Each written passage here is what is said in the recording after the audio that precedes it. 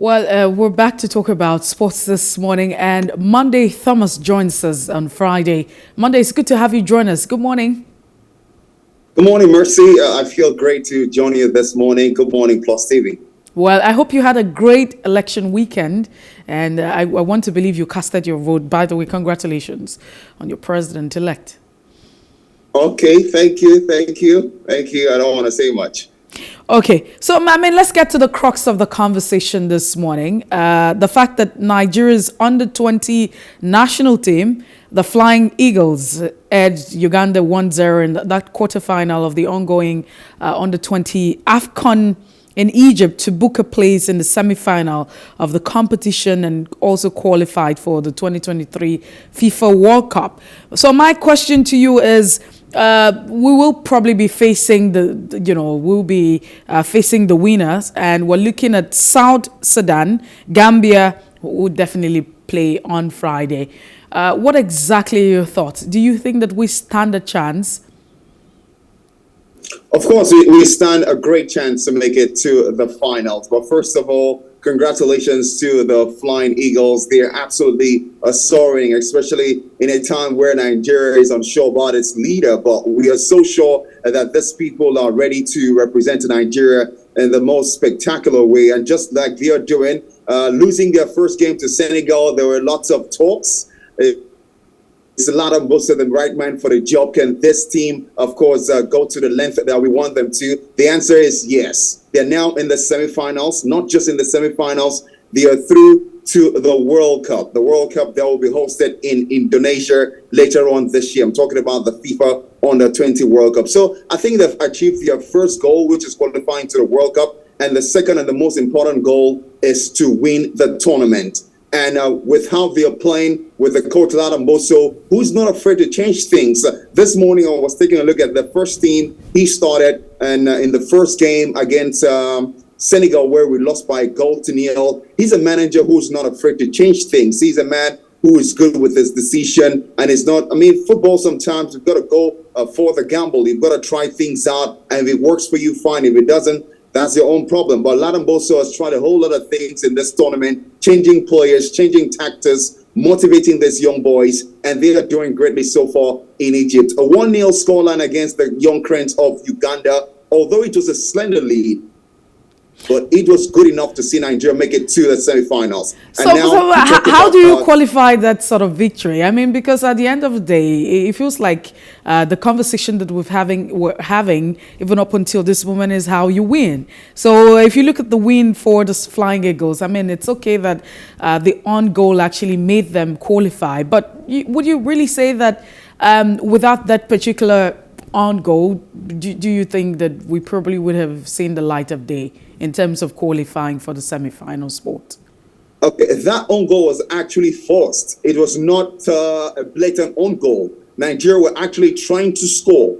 It was Benji Mohammed who had a strike that came off the post, and it was wickedly deflected by the opponent defender. So Nigeria were forcing. We can say that Nigeria forced that own goal. So that means we were attacking on the day. That means we showed our intent in scoring, and we got the lucky goal. And we also saw Senegal. Senegal won their opponents by 1-0. If you can remember Senegal in the group stage, they were beating teams by 3 goals, 2-0. But this is the business end of the tournament.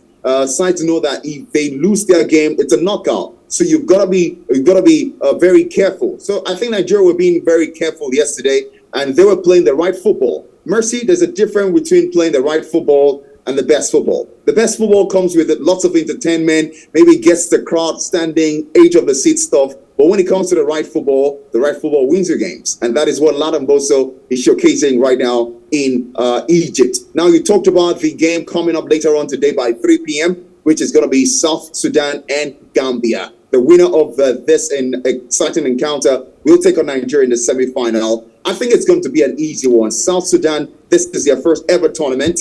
They're making it to their first ever under-20, and they're doing so well, without a doubt. They're now in the quarterfinals. They did greatly in the group stage, so I wouldn't want to underrate them. But with the game, with the kind of football we are playing, I'm talking about the Flying Eagles. I'm not trying to massage on their ego. I'm not trying to overhype them. I'm not trying to overhype them. Well, that's okay. I'm impressed. and I think we can go further.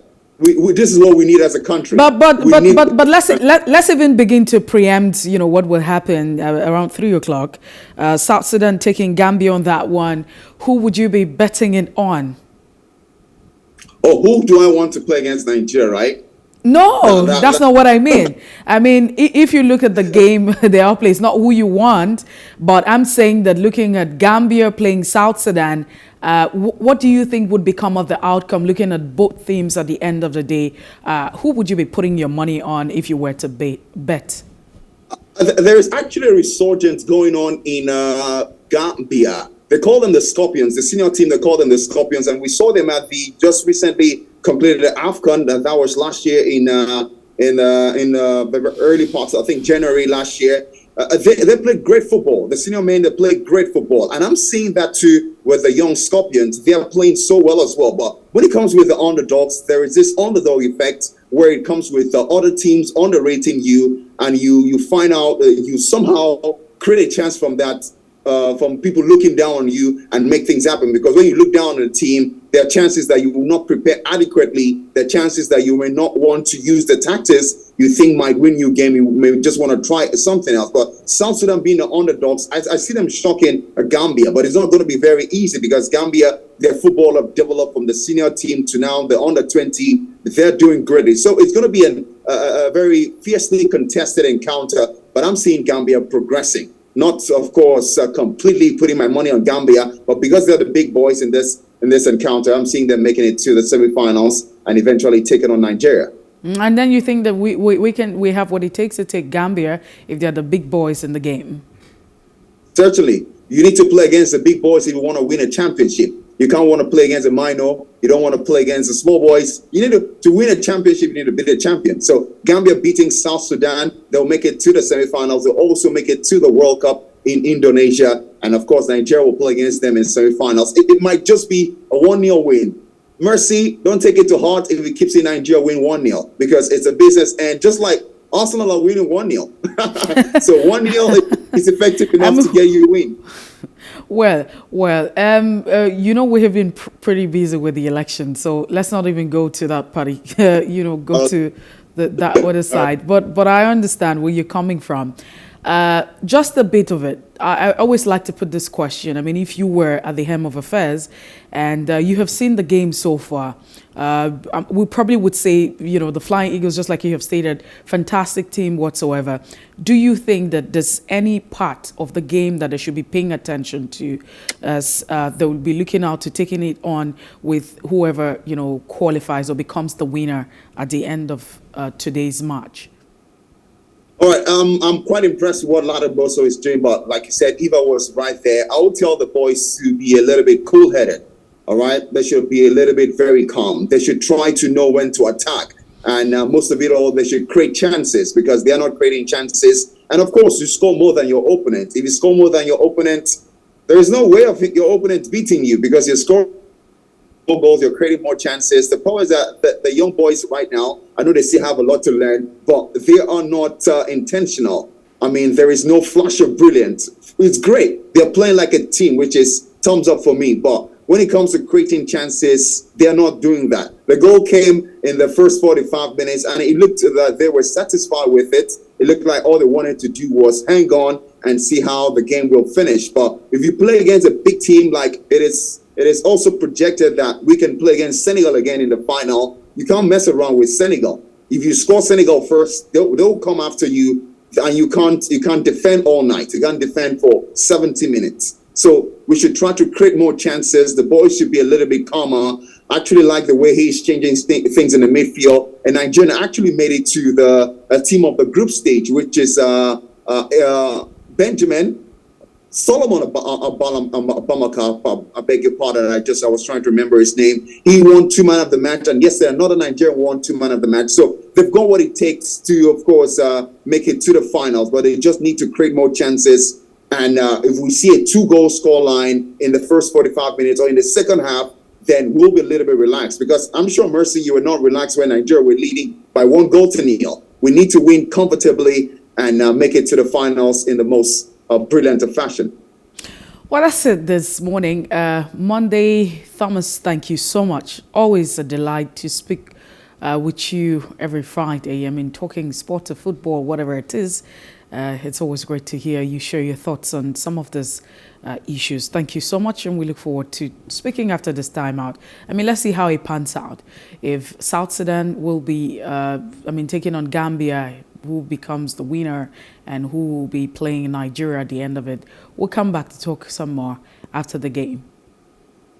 All right, thank you, Mercy. I have a mantra that if you stay ready, you don't have to get ready. I'm always staying ready for sports, so anytime I'm right here. Thank you for having me. That's it. You have a fantastic Friday. And that's the size of our conversation. We have been talking about the under-20 AFCON, the fact that the Flying Eagles beat Uganda to seal their semi-final spot. That's very commendable. According to Monday Thomas, at this point I'll quote him, Nigeria, we had the Flying Eagles mounting pressure, and that's why it was an on goal. It was an on goal from Uganda at that point. But we take a break. We'll return on the other side, and it would be at 9 o'clock when we join the newsroom for the news brief. Now, if you missed out on any part of our conversation on the breakfast, it would be great to follow us on any of the social media platforms. I mean, we're on Facebook, Twitter, Instagram, and YouTube is at PlusTvAfrica and PlusTvAfrica Lifestyle. My name is Messi Eboko. Have a great morning and Friday.